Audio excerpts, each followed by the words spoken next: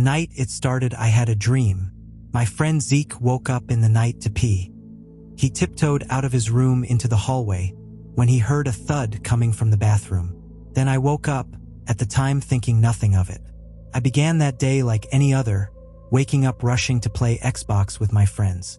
It was summer, which meant time for a sleepover. Russell's parents agreed, as they always did. We were ecstatic. We headed upstairs to the media room and dumped out our backpacks full of junk.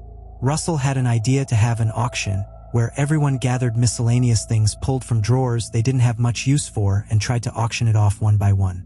The most popular items were my handful of matchbooks and Pokemon cards, James's paper ninja stars, and Zeke's chicken flavor ramen noodles. Zeke managed to embarrass himself, as always, asking if Russell's sister Tabitha wanted to join the auction. He had a crush on her and could not hide it to save his life. As we winded down, Zeke had an idea. "Guys, let's sneak out and go ride our bikes around," he said with a whisper. "Dude, it's like 2 in the morning. We're gonna get in trouble," I said, trying not to wake Russell's parents. "Yeah, Malik's right, my bike's in the garage. There's no way we won't wake my parents," said Russell. "Fine," Zeke said. "Hey, how about tomorrow we camp out in your backyard and bring our bikes back there? And at night all we have to do is go through the gate for a late night ride," said James, grinning at Russell. "Dude, you're a genius," Russell said. We stayed up for hours, rotating between playing Mario Kart, watching movies, and trying to see who could fart the longest. Russell's parents woke us all up around 11 a.m. for pancakes. After that, we headed outside to play 2-on-2 basketball. Rosalie, Ashley, and Levi joined us at around 1 p.m. Russell and I would shoot each other disapproving glances whenever Rosalie and Levi would wander off by themselves. The heat of the sun beat down on the gang. We decided it was time for a water war. When the last of the water balloon remnants were picked up, at the request of several parents, most everyone headed inside for dinner. All were prepared to ask the inevitable question. Everyone was able to convince their parents, with the exception of Zeke. "Yeah, you guys know I can't hang out on Sunday," he said. "But you can leave early in the morning," Russell said. "Nah, Padre won't allow it," said Zeke. "You should at least sneak out with us tonight when we ride our bikes." "It was your idea after all," I said. Zeke shrugged. "This sucks," said James. Late that night, we sat in the tent, the shadows of our bikes looming outside. "My parents are probably asleep by now. Wanna go?" asked Russell. "Let's go," Zeke and James said in unison. We quietly wheeled our bikes to the gate and opened it slowly. Tearing through the yard and down the driveway, we took off.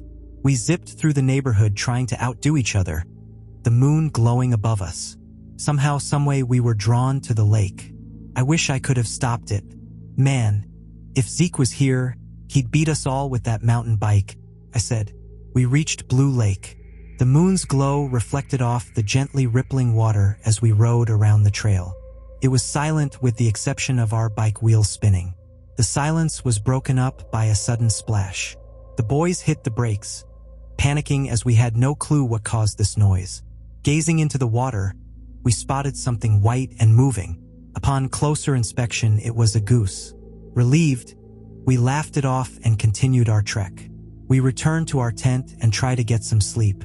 This proves difficult because of the excessive amounts of mosquitoes. That morning, we go about our day, doing our usual outdoor activities such as Foursquare. We knew not to even ask Zeke if he could come outside today. He wouldn't answer the door, much less the phone. The hours rolled by as they always did, and the sound of parents beckoning us inside for dinner separated us for the night. Monday rolled around and I knocked on James' door. He soon joined me outside. We walked up the street to Zeke's house and rang the doorbell. No answer. We tried a few more times, still no answer. Maybe they're not home, said James. Okay, let's go get Russell, I said. As we walked to Russell's door, I pulled my phone out from my gym shorts and texted Zeke. Dude, you want to come outside? I said. We sat on the green box and pondered what we'd do today. Remember when we'll peed here?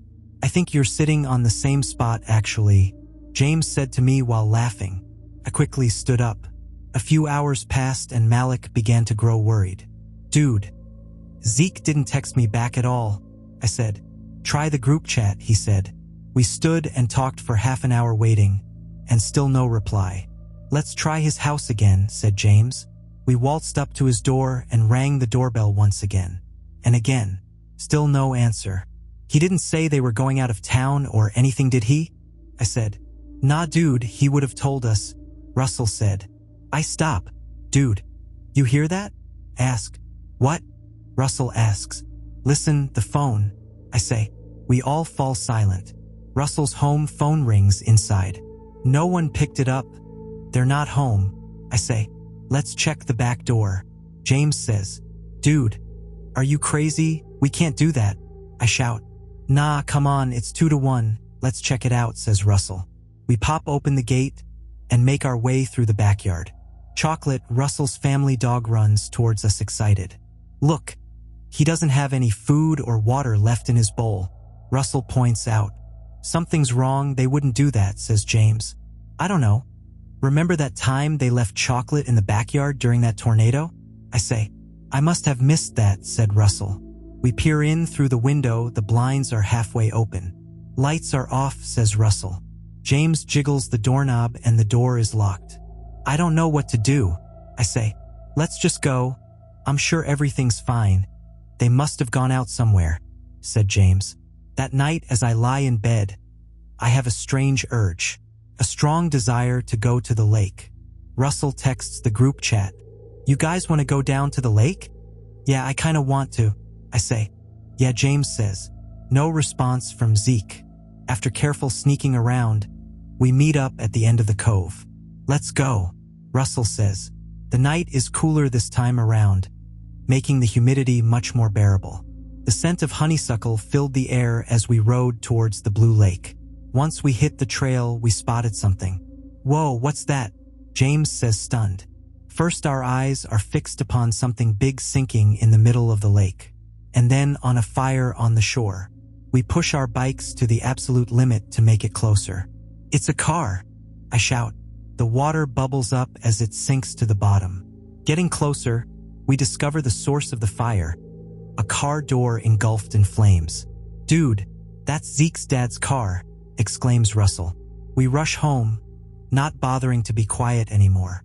"Mom, Dad," I yell, busting through the door, throwing my bike to the floor.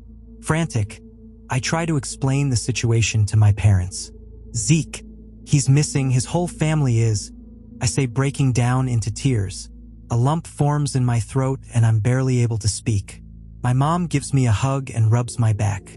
"I know it's hard to lose a friend, but sometimes people go away. It will be okay, sweetie," my mom says. "What?" I scream in a fit of sadness and confusion. "No, Mom, everything is not okay.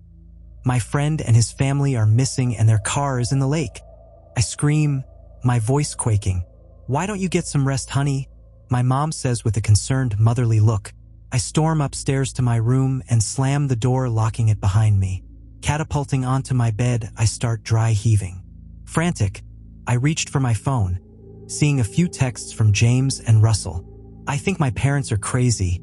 They're acting like nothing's wrong," says Russell. "Same here," says James.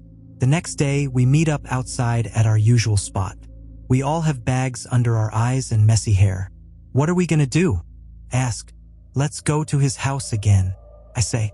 We walk the familiar path up the cove and try ringing the doorbell once again. Once again, no one answers. "Let's look up how to pick a lock on YouTube," says James. Some clouds begin to cover up the blistering afternoon sun. We gather materials and get to work, deciding to choose the back door. "We need weapons just in case," says James. We decide to duct tape our pocket knives to our airsoft pistols, as well as carry a few firecrackers with us. Once inside, it's clear no one's around. We step through the familiar house, now darkened and silent. Only something's off. It's empty, completely empty. There's no furniture or anything. "What the?" says Russell. We make our way searching through each room, everyone being just as empty as the last, until we get to the hallway bathroom. The floor is soaked, and the water looks dirty. Green algae coats the otherwise empty bathroom floor. "We gotta go back to the lake," says James. We dart through the house and run out of the back door. Hopping onto our bikes, We speed towards the lake. The sun begins to peek back out of the clouds. We're drenched in sweat from the ride. Upon arriving, we make our way around the trail. "What are we looking for?" James says. He stops in his tracks, as do I. Lying on the path before us is a body. It's pale, almost white in appearance. "Is that?" James starts to say before he begins to gag. I stare, my face drained of color and drenched in sweat. "Who is that?" Russell asks, his teeth chattering in the middle of summer. The body appears to be that of an older man around 50 years old, with long black hair. His features were strikingly Native American. We never found out who it was, and the next day the body was gone. Not like anyone would believe us anyhow. A few months passed with no weird occurrences. For once, everything seemed to be back to the way it was. Deep down we knew, for whatever reason, our parents and seemingly no other adults would believe us, not even the police. My friends Rosalie, Ashley, and Levi even started to come outside again. One day, the gang decided to have a picnic at the park. We brought an assortment of unhealthy foods: peanut butter jelly sandwiches, tacos, hot Cheetos, and honey buns. As we sat around and joked, something started coming closer. A lone goose made its way towards us. "He must be trying to take our food," said James. "I'll fight him off," I joked. As it grew nearer, we noticed something about it was not quite right. Protruding from its eye sockets and beak were handfuls of wriggling white worms. The goose hissed an awful noise at us. Worry grew over our faces. The creature darted towards Russell. He swung at it, but it was able to bite him several times. He screamed and kicked the goose away from him. White worms wriggled all over his clothes. Everyone else took off running, leaving everything behind. While running, I noticed another oddity: gray leaves floating in the water. I'd never seen this color on a leaf before. It was an ashy color like burnt leaves. I was stunned and frightened. That very night, Russell and his family disappeared too. It was exactly like Zeke's disappearance. Russell's whole house was vacant, except for his room, which had a pile of white worms writhing on the floor. I felt helpless. My parents have never acted this strange before. They acted as if this was a normal occurrence. I felt so horrified, but yet I still desired to return to the lake. The remaining group of friends set off for the lake again. We had to figure out what happened to Zeke and Russell. Once again, we rode our bikes towards our destination. We were silent on the way there. A serene mixture of fear and acceptance loomed upon our faces. The urges grew stronger. Couldn't fight it. We ditched our bikes in the grass and solemnly walked towards the water as if under a spell. It's all a blur now, stepping into the water. I don't even remember holding my breath, just sinking, paralyzed by fear. I wish I hadn't stepped into the water. This lake took all my friends, but I could not stop myself from going under. The water was impossibly deep and blue, like the Marianas Trench. It wasn't murky at all, and I didn't even see any fish. I usually have a hard time seeing underwater, but not this time. No water pressure either. As we sunk to the bottom, debris started to gather around us. Old broken VHS tapes, dirty stuffed animals, worn-out dress shoes, and other assorted junk all floating by. Then suddenly a blue light appeared at the bottom. I could tell it was the end. Possible opening. I could hear noises from the other end. The screeching of tires, rustling of keys, footsteps and thuds on metal, along with muddled voices. I watched on as my friends sunk towards the bottom, vanishing in its light, one by one. Even though I was underwater, I shivered and sweated and could feel tears welling up in my eyes. I was completely helpless. I shut my eyes, and when I came to, I found myself back on the shore, completely dry. In a daze, I walked my bike back up to my street. It now resembled a ghost town. So many vacant houses, so many missing friends. Eventually, over the years, more families filled the houses. Some kids I even got along with, but it did not felt the same. I never let myself get too close, because I knew someday they would return to the lake.